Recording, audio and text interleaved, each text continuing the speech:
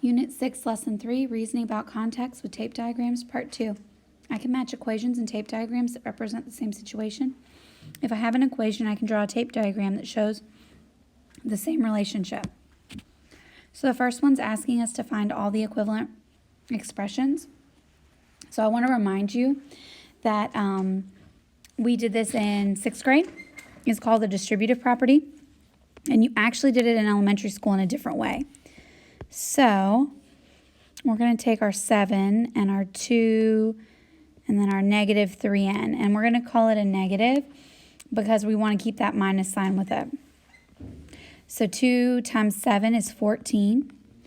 And then 7 times a negative 3n is going to be negative 21n. So if I look, I know this one works. I know this one doesn't. I know this one doesn't. Okay, so now I'm going to check these other two. So if I move the 7 to the other side, so 2 minus 3n times 7, well, that's going to do the same thing because I'm going to multiply. So 4 is good. 5 is not because it doesn't have parentheses around this. So it's not asking this to come first. It's saying 14 times negative 3n. So it's just 3 and 4. So choose one and explain how it's equivalent. So I'm going to choose 3, the distributive property.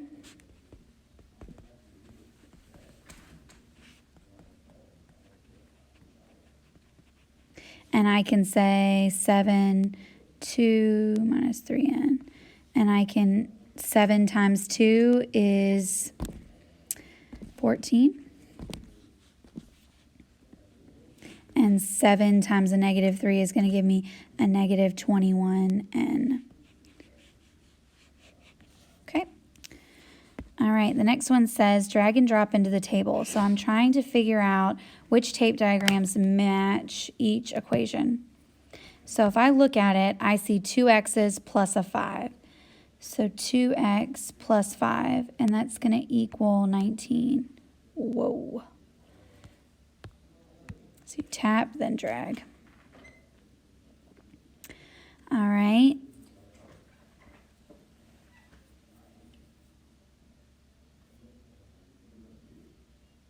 And then I see 2x's plus a 5 equals 19. Then I see 1, 2, 3, 4, 5x's, 2 plus 5x. 2 plus 5x right here. I found this on the web. Then I see 2 groups of x plus 5 equals 19. So that's 2 groups of x plus 5. Then I see 5 groups of x plus 2. So now let's see here. So 5 groups of x plus 2, so that's going to go up here. Then I see 2 groups of x plus 5.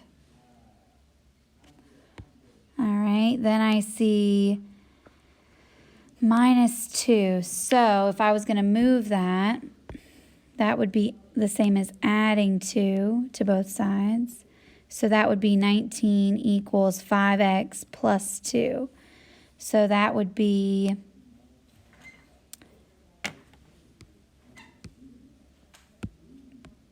that. Whoa, I keep doing that. Now I know why you guys don't like these. Okay, so that would go there. And then my last one, I'm dividing. So the opposite would be multiplying. So if I'm multiplying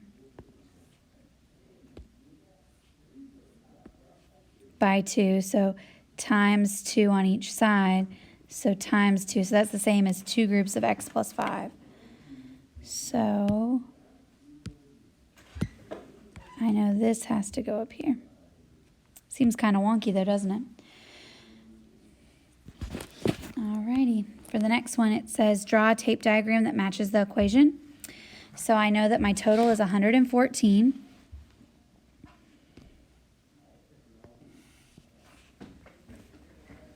And I know that I have 18, and then I know I have 3 x's.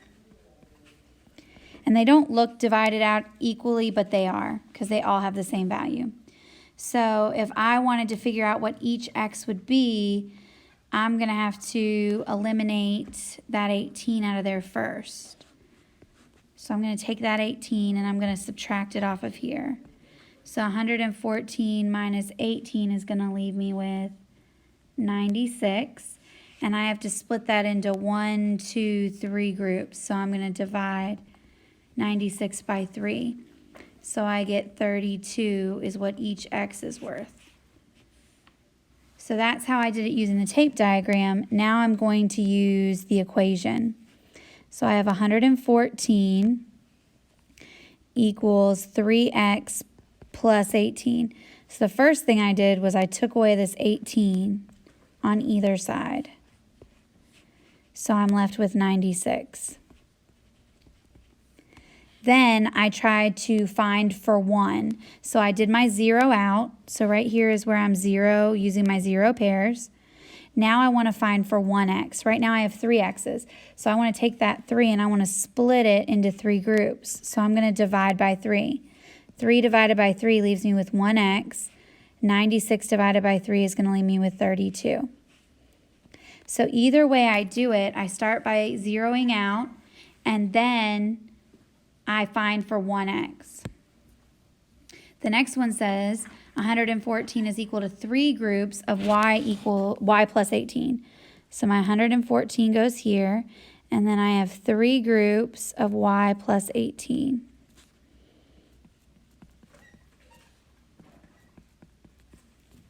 Okay, so I'm going to start by removing the 18 because that's the easiest thing to do. So because I'm adding 18, I'm going to subtract 18. So I have 114 minus 18 minus 18 minus 18. So I'm going to use my calculator for this. I could totally not use a calculator, but that's fine. And I'm left with 60. So that got rid of this, this, and this. So now I have 3 y's. So I want to take this 60 and split it into 3 groups, and they're equal. So each y is going to equal 20 because 3 groups of 20 is 60. Now I'm going to use the equation to solve it. So I have 114 is equal to 3y plus 18. So I'm going to use the distributive property first. So I have 3 times y and then 3 times 18. So 3 times 18. And I get 54. So from here, the first thing I did in my picture was get rid of the numbers that were on their own. So that's what I'm going to do here. I'm going to 0 out. So I'm going to create 0 pairs. So if I make a 0 pair over here, I have to make a 0 pair over here. Well, if I take 54 over here, I have to take 54 over here. And I'm left with 60 equals 3y. Then I have to find for just 1y. So I'm trying to find for 1. So I'm going to split the 3 y's up into groups of 1. So 3 divided by 3 leaves me with 1y. 60 divided by 3 is 20.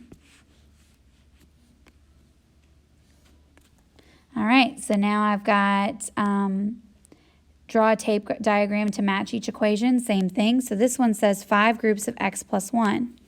So that's 1, 2, 3, 4. So this is x plus 1, x plus 1, x plus 1. So this is 5 groups of x plus 1. So, and that's going to equal 20.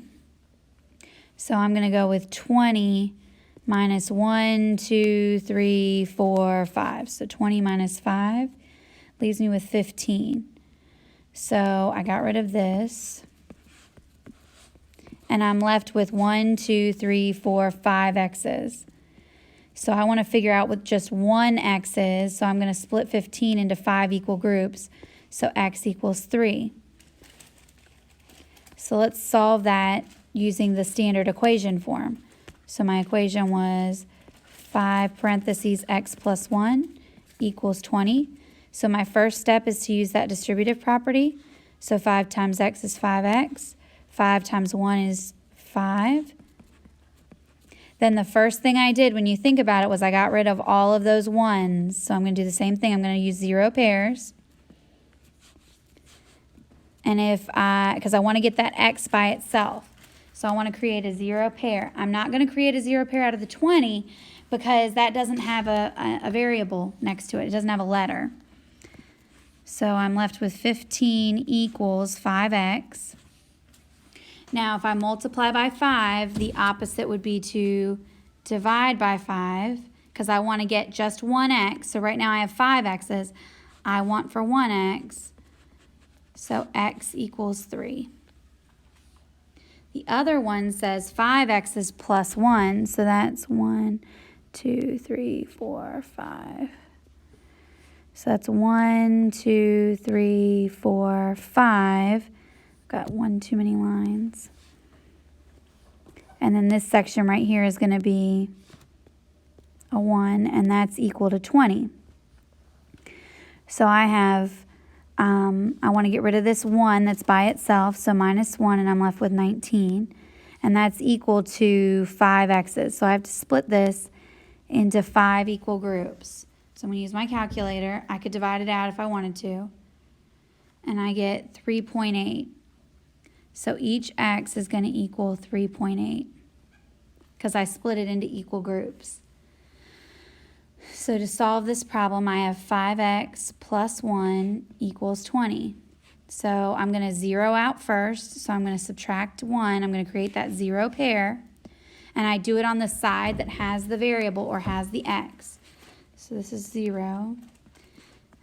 So I'm left with 5x equals 19. From here, I want to find for 1x. So right now I have 5 x's, so I want to split it into separate groups. So 5 divided by 5 leaves me with 1x, and 19 divided by 5 is 3.8. All right, looks like this is going to be my last one. Select all the equations that match this tape diagram. So I'm going to start by coming up with an equation and then going from there. So I have 8, and then I have 1, 2, 3, 4, 5, 6 x's. And I know it's equal to 35 because they tell me that there. So I'm going to look for this one, 8 plus 6x. There it is. This one has 8x. This one has 8x. This one has 1, 2, 3, 4, 5, 6. So that works. This one is the exact one I made. Now this is that pesky one. Okay, so if I zero out, that's the same as subtracting 8. So I'm left with 6x equals 35 minus 8, which is that. So you should have had A, B, D, and F. So for your cool down, I need you to select all the equations that match the diagram. Make sure you think about what it means for parentheses, okay? If you need help, you can check out Khan Academy, Mr. Morgan, email a study buddy, set up an appointment with me on Calendly. I tutor on Monday, Tuesday, and Wednesday. I hope you have a great rest of your day.